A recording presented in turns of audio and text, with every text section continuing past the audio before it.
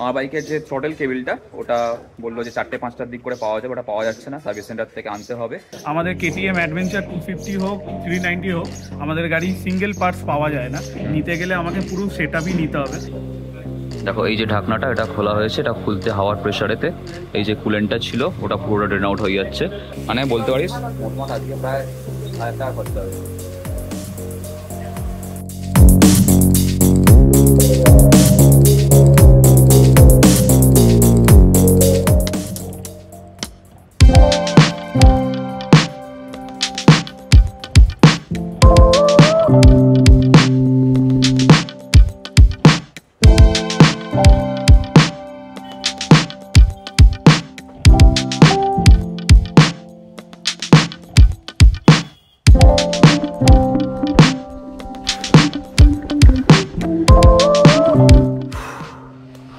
Last ভিডিওতে তোমাদেরকে বলেছিলাম যে 7 দিনের একটা চ্যালেঞ্জ নিচ্ছি, যেখানে একদিন ছাড়া ছাড়া একটা করে ভিডিও আসবে। আজকে হচ্ছে সেই চ্যালেঞ্জের ডে 1।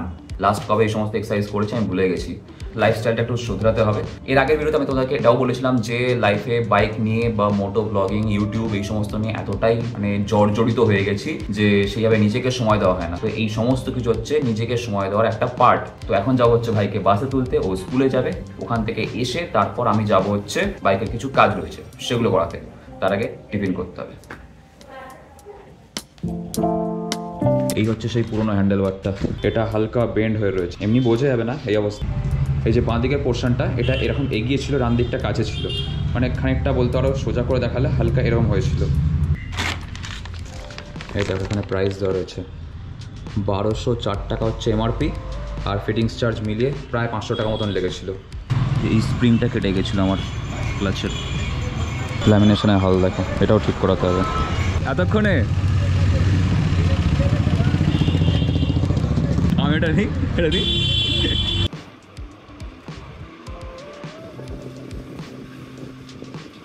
তো এখানে দীপদার গাড়িতে যে কাজটা হবে সেটা হচ্ছে ব্রেক অয়েল চেঞ্জ হবে, যে এখান থেকে খুলে পুরোটা ড্রেন আউট করে, আর এখানে পেছনের ব্রেক অয়েলটা ধরে এর মধ্যে, এই দুটোকে ফ্লাশ আউট করে দিয়ে পুরো ক্লিন করে দেন আবার নতুন অয়েল ভরা হবে। .5.1 ব্রেক অয়েল লিকুইড মলির, আর এটার দাম নিয়েছে হচ্ছে 700 সামথিং, 250 ml।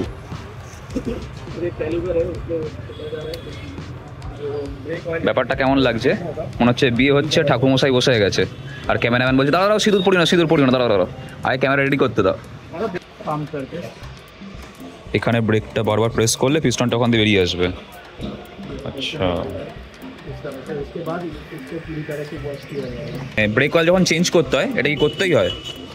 এটা করলে ভালো হয়, ভিতরে যে ময়লাটা জমে থাকে হ্যাঁ ওটা পরিষ্কার হয়ে যাচ্ছে।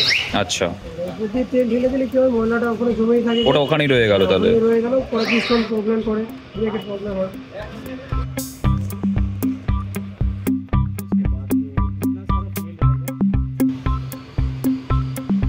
দেখো দীপদার বাইকের এই যে পাটা খুলেছে অয়েল চেম্বারটা, এতে তেলই নেই, পুরো তেলের ময়লা ভর্তি রয়েছে, আর যেটুকু তেল ছিল সব শেষ হয়ে গেছে। তো এই তেলটা ফার্স্টে দেওয়া হয়েছে এখানে, দিয়ে পুরোটাকে ড্রেন আউট করা হচ্ছে, তাতে করে কী হবে ভেতরে যা ময়লা ছিল পাইপের মধ্যে সেটা পরিষ্কার বেরিয়ে যাবে, তারপর গিয়ে লিকুইড ময়লাটা দেওয়া হবে। আচ্ছা, এই সেমভাবে এই ফার্স্টেরটাও মানে সামনের চাকাটাও একইভাবে হবে? এই তেলটা রেখে দাও, লুচি ভেজেও খাবে। লুচি না, অন্য কিছু ভাববো। সে তুমি লুচি ভাজবে কি ফুলুরি তোমার উপর।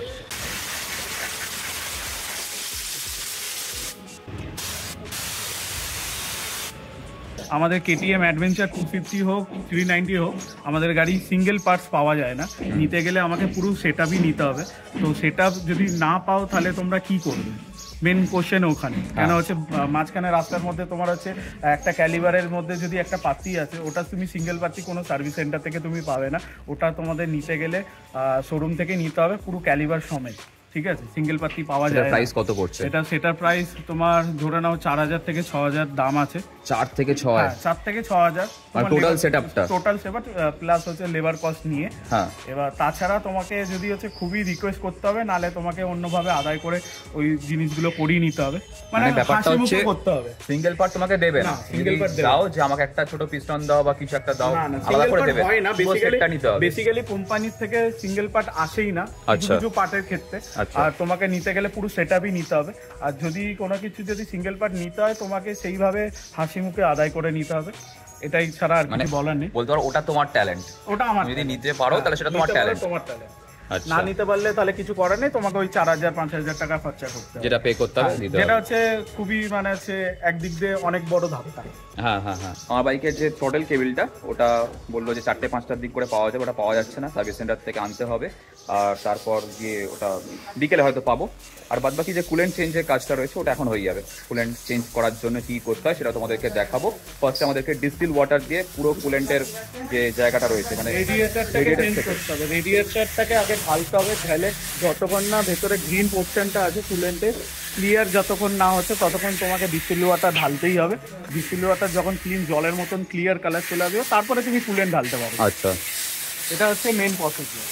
এইটা হচ্ছে ডিস্টিল ওয়াটার, এটা দিয়ে ফার্স্টে ক্লিন করতে হবে, করে নিয়ে তারপর গিয়ে চেঞ্জ হবে কুলেন্টটা। কুলেন্টের এখানে লেভেল দেওয়া রয়েছে, এটা হচ্ছে ম্যাক্সিমাম আর এটা হচ্ছে মিনিমাম। আমার অনেকটাই কমে গেছে, আর কেনার পর থেকে 20,000 কিলোমিটার বাইক চলে গেছে, তো সেই জন্য আমি ভাবলাম যে এটাকে পুরোপুরি ড্রেন আউট করে পুরো চ্যানেলটাকে ক্লিন করে তারপর এটাকে চেঞ্জ করব।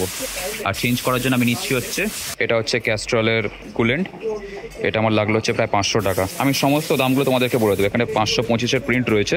আর এটা হচ্ছে দীপদার বাইকের ক্যালিবার, যেটা পুরোটা ক্লিন করা হয়ে গেছে, হাওয়া দিয়েও শোকানো হয়ে গেছে। এটা আর প্রত্যেকটা যে পার্টসগুলো রয়েছে ওগুলো এক করে ওখানে তোমার না তোমার বাইকের মানে দাদার বাইকের ওই একই হলো, সবগুলো এখানে হাওয়া দিয়ে পরিষ্কার করা হচ্ছে। এই সেম ভাবে সামনের চাকাতেও হবে। এই কাজটা আমার গাড়িতে হয়ে গেছে অলরেডি। কদিন হলো?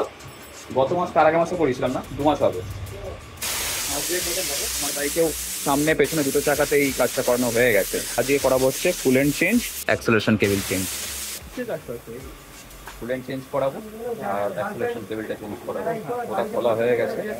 আর এটাকে চেঞ্জ করাবো, ওটাকে চেঞ্জ করতে গেলে এই ডিস্টিল ওয়াটার দিয়ে পুরোটাই ক্লিন করতে হবে। রেডিয়েটারের মধ্যে যে তেলটা থাকে না মানে কুলেন্ট যেটা থাকে ওটাকে পুরো ড্রেন করে তারপর গিয়ে ওটা ভরবে, তার আগে এটা দিয়ে ক্লিন করতে হবে। এটা ডিস্টিল ওয়াটার নিয়ে এলো মানে বলতে পারিস মোটামুটি আজকে প্রায় 1,000 টাকা খরচা হয়েছে।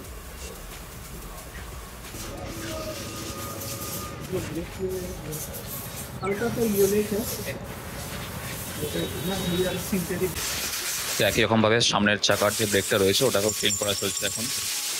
উপরে যে হাওয়া দিচ্ছে, পুরো তেলটা বার করা হয়ে গেছে। তো এখানে বাইকের কাজ শুরু হয়ে গেছে।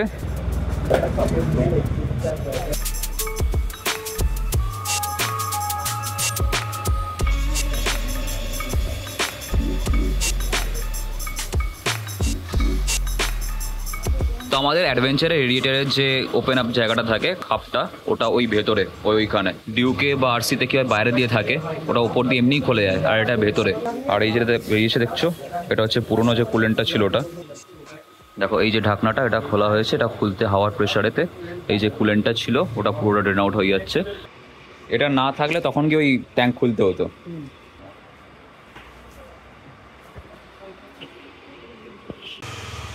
তো ভেতরে ডিস্টিল ওয়াটারটা যতক্ষণ দেওয়া থাকবে ততক্ষণ ভেতরে ওয়াশটা হবে। বাইকের হিসির সঙ্গে রক্ত বেরোচ্ছে, জোরদার জন্ডিস হয়েছে বাইকের।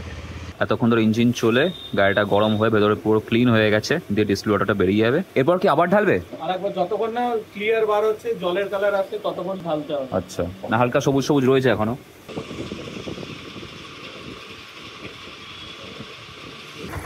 দাঁড়িয়ে দাঁড়িয়ে খিদে পেয়ে গেছি, ভাবলাম যে খিদে মেটানো যাক। খিদে মেটানোর জন্য কি করা যেতে পারে? আখের রস। চিয়ার্স। কাকা মোটরের সিস্টেমটা কিরকম?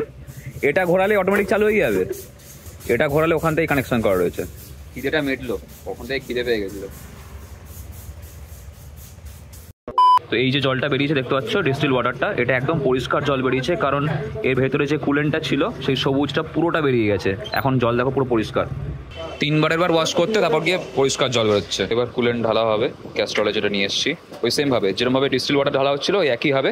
এদিক দিয়ে খানিকটা যাবে আর বাদ বাকিটা ওদিকে যে কুলেন্ট চেম্বারটা রয়েছে ওটার মধ্যে যাবে।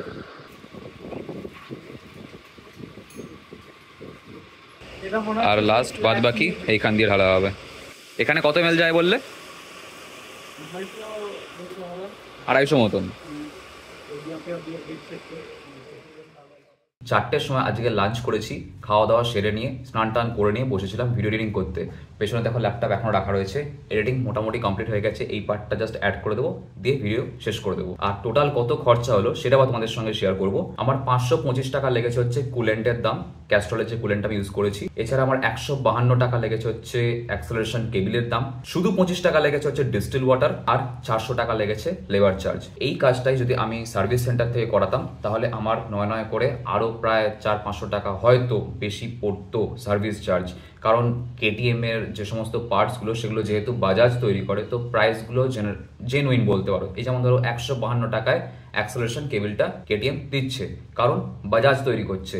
তো এরকম টুকটাক কিছু খরচা একদিকে যেমন সেভ হয়, ঠিক সেরকমই লেবার চার্জে কিন্তু অনেকটাই টাকা বেরিয়ে যায়। তো আজকে ভিডিওটা আমি আর লেন্দি করছি না, এখানে শেষ করে দিচ্ছি। ভিডিওটা ভালো লেগে থাকলে মনে করে লাইক করে দিও, চ্যানেল নতুন থাকে চ্যানেলটাকে সাবস্ক্রাইব করে দিও, আর কমেন্টে অবশ্যই জানিও তোমাদের যদি কোনো কোয়ারিজ থাকে বা কোন পার্টটা তোমাদের ভালো লাগলো, এই সমস্ত কিছু তোমরা কমেন্টে জানাতে পারো।